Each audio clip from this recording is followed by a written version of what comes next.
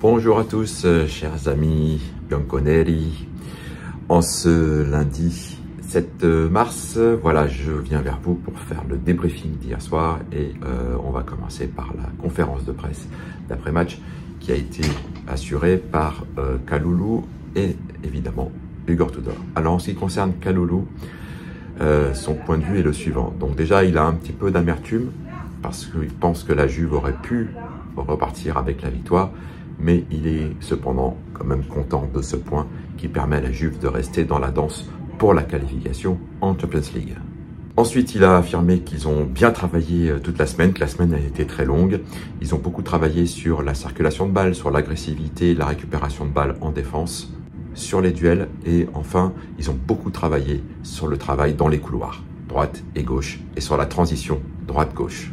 Ensuite, il a effectivement confirmé que même s'il a un poste de central côté droit, il se projette beaucoup sur l'avant.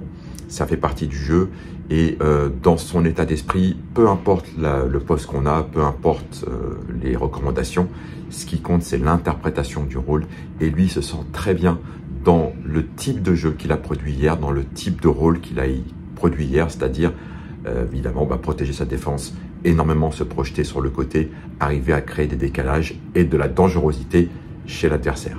Après, ça demande beaucoup de courses, beaucoup d'efforts physiques, mais il n'y a pas de problème pour lui, ça fait partie de son job.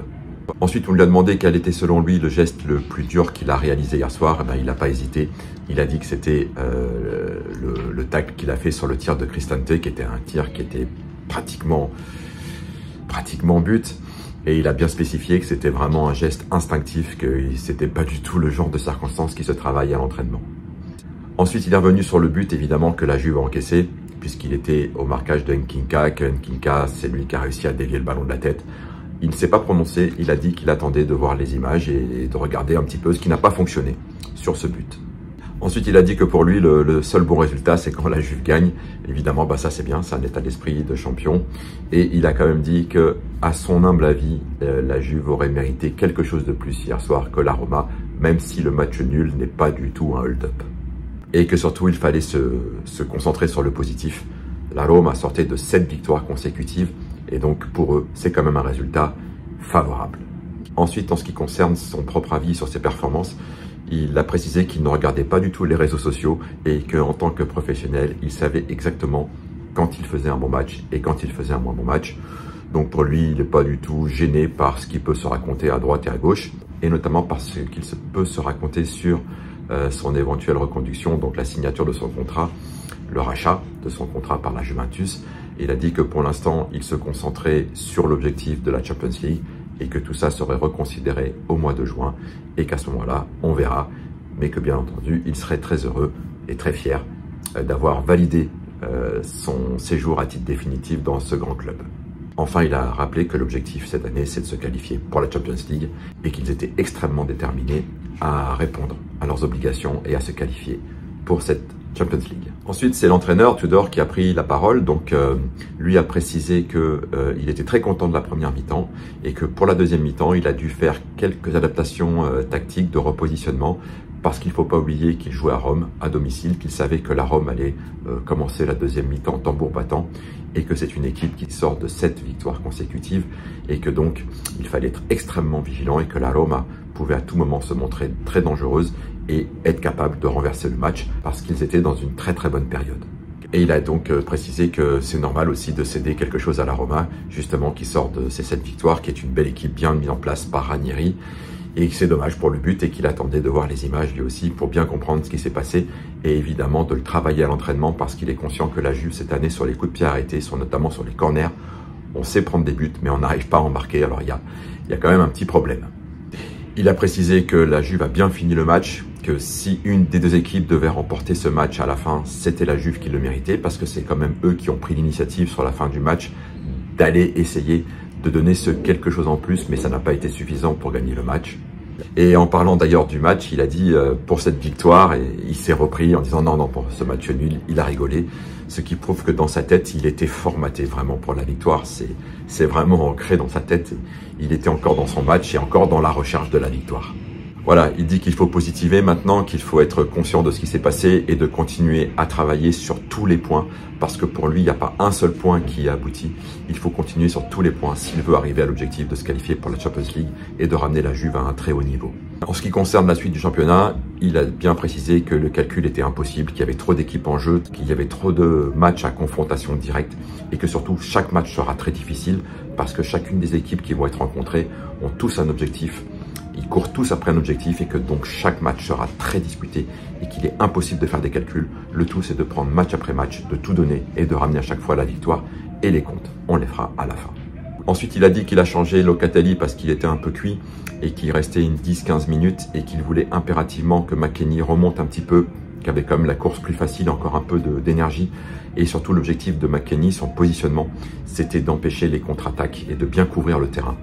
Et l'agressivité à la récupération du ballon pour éviter toute contre-attaque de la Roma, parce qu'il savait que la Roma pouvait à tout moment se montrer extrêmement dangereuse sur contre-attaque. Ensuite, sur l'explication de mettre Weah à gauche et McKennie à droite, c'est très simple. Il a dit j'ai respecté le choix des joueurs. Weah se sent mieux à gauche, McKennie à droite. J'ai tout simplement respecté leur choix, parce que pour lui, le plus important, c'est que le joueur se sente bien dans sa position. Ça aussi, c'est un gros élément de rupture par rapport à ce qui se passait avec Thiago Motta, faut-il le préciser.